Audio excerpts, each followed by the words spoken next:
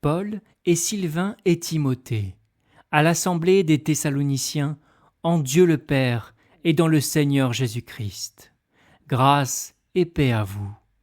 Nous rendons toujours grâce à Dieu pour vous tous, faisant mention de vous dans nos prières, nous souvenant sans cesse de votre œuvre de foi, de votre travail d'amour et de votre patience d'espérance de notre Seigneur Jésus-Christ devant notre Dieu et Père, sachant, frères aimés de Dieu, votre élection. Car notre évangile n'est pas venu à vous en parole seulement, mais aussi en puissance et dans l'Esprit Saint et dans une grande plénitude d'assurance, ainsi que vous savez quels nous avons été parmi vous pour l'amour de vous.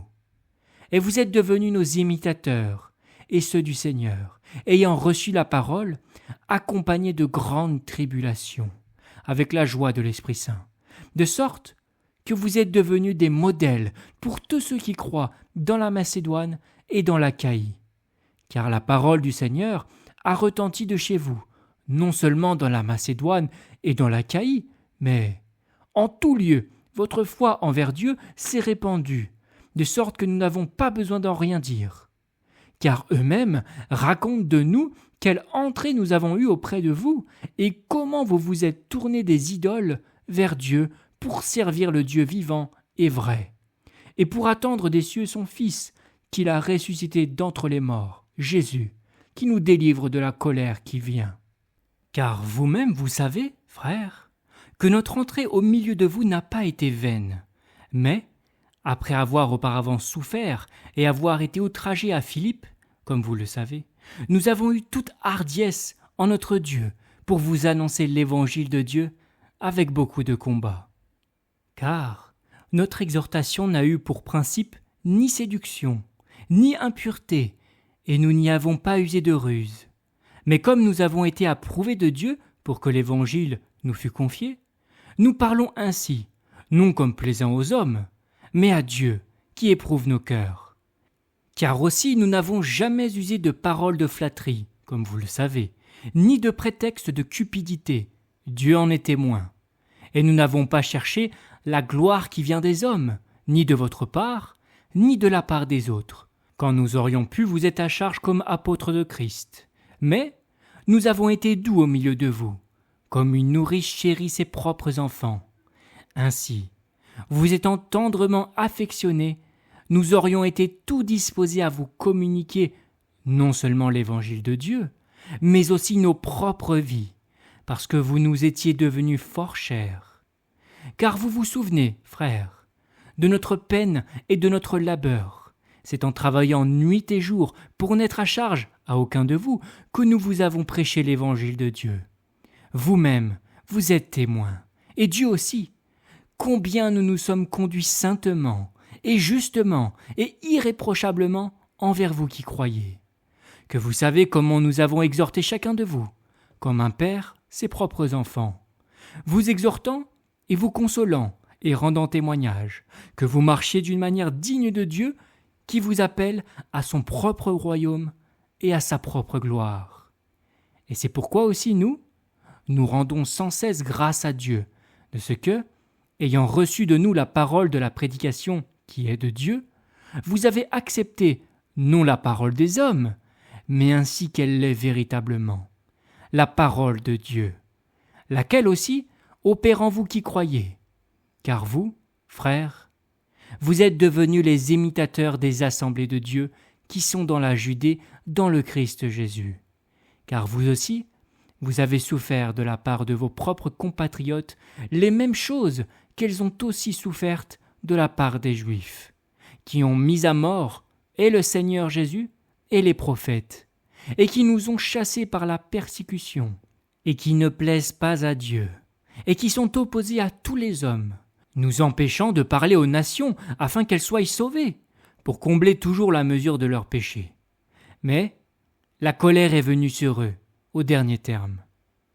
Or, pour nous, frères, ayant été séparés de vous pour un temps, de visage et non de cœur, nous avons d'autant plus, avec un grand désir, cherché à voir votre visage. C'est pourquoi nous avons voulu aller vers vous, moi, Paul, et une fois et deux fois, et Satan nous en a empêchés. Car quelle est notre espérance, ou notre joie, ou la couronne dont nous nous glorifions? N'est-ce pas bien vous, devant notre Seigneur Jésus à sa venue? Car vous êtes notre gloire et notre joie. C'est pourquoi, n'y tenant plus, nous avons trouvé bon d'être laissés seuls à Athènes, et nous avons envoyé Timothée, notre frère et compagnon d'œuvre, sous Dieu dans l'évangile du Christ, pour vous affermir et vous encourager touchant votre foi, afin que nul ne soit ébranlé dans ces tribulations, car vous savez vous-même que nous sommes destinés à cela. Car aussi, quand nous étions auprès de vous, nous vous avons dit d'avance que nous aurions à subir des tribulations, comme cela est aussi arrivé, et comme vous le savez. C'est pourquoi, moi aussi, n'y tenant plus, j'ai envoyé afin de connaître ce qui en est de votre foi, de peur que le tentateur ne vous eût tenté, et que notre travail ne fût rendu vain. Mais, Timothée venant d'arriver de chez vous auprès de nous, et nous ayant apporté les bonnes nouvelles de votre foi et de votre amour, et nous ayant dit que vous gardez toujours un bon souvenir de nous, désirant ardemment nous voir, comme nous aussi nous désirons vous voir. C'est pourquoi, frères, nous avons été consolés à votre sujet par votre foi, dans toute notre nécessité et dans notre tribulation. Car maintenant nous vivons, si vous tenez ferme dans le Seigneur. Car comment pourrions-nous rendre à Dieu assez d'actions de grâce pour vous, pour toute la joie avec laquelle nous nous réjouissons à cause de vous devant notre Dieu, priant nuit et jour très instamment, pour que nous voyions votre visage et que nous suppléions à ce qui manque à votre foi. Or, que notre Dieu et Père lui-même et notre Seigneur Jésus nous frayent le chemin auprès de vous. Et quant à vous, que le Seigneur vous fasse abonder et surabonder en amour les uns envers les autres et envers tous, comme nous aussi envers vous, pour affermir vos cœurs sans reproche, en sainteté, devant notre Dieu et Père, en la venue de notre Seigneur Jésus avec tous ses saints. Au reste donc, frères, nous vous prions et nous vous exhortons par le Seigneur Jésus, pour que, comme vous avez reçu de nous de quelle manière il faut que vous marchiez et plaisiez à Dieu, comme aussi vous marchez, vous y abondez de plus en plus. Car vous savez quel commandement nous vous avons donné par le Seigneur Jésus, car c'est ici la volonté de Dieu, votre sainteté, que vous vous absteniez de la fornication, que chacun de vous sache posséder son propre vase en sainteté et en honneur, non dans la passion de la convoitise, comme font les nations aussi qui ne connaissent pas Dieu, que personne ne circonvienne son frère, ni ne lui fasse tort dans l'affaire, parce que le Seigneur est le vengeur de toutes ces choses, comme aussi nous l'avons dit précédemment et affirmé. Car Dieu ne nous a pas appelés à l'impureté, mais dans la sainteté.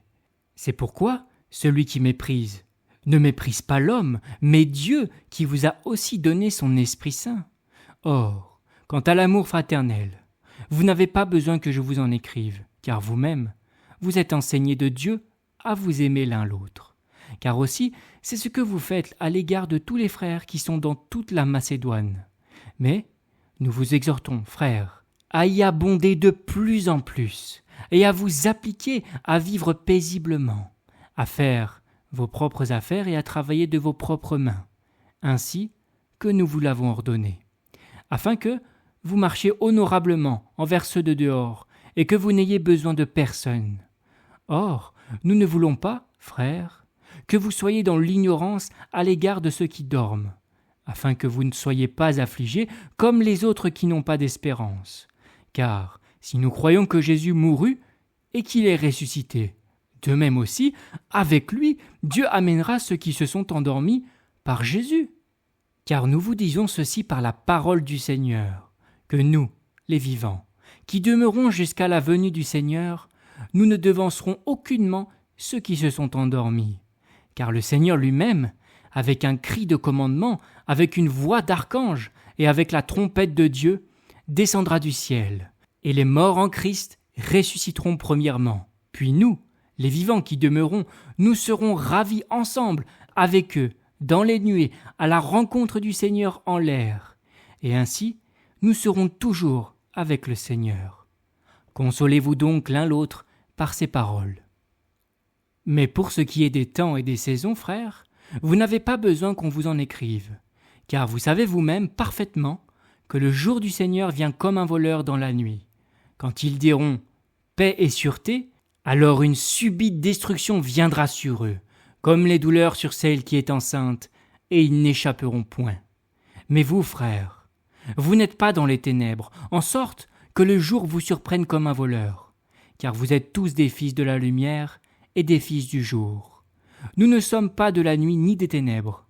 Ainsi donc, ne dormons pas comme les autres, mais veillons et soyons sobres, car ceux qui dorment, dorment la nuit, et ceux qui s'enivrent la nuit. Mais nous qui sommes du jour, soyons sobres, revêtons la cuirasse de la foi et de l'amour, et pour casque, l'espérance du salut.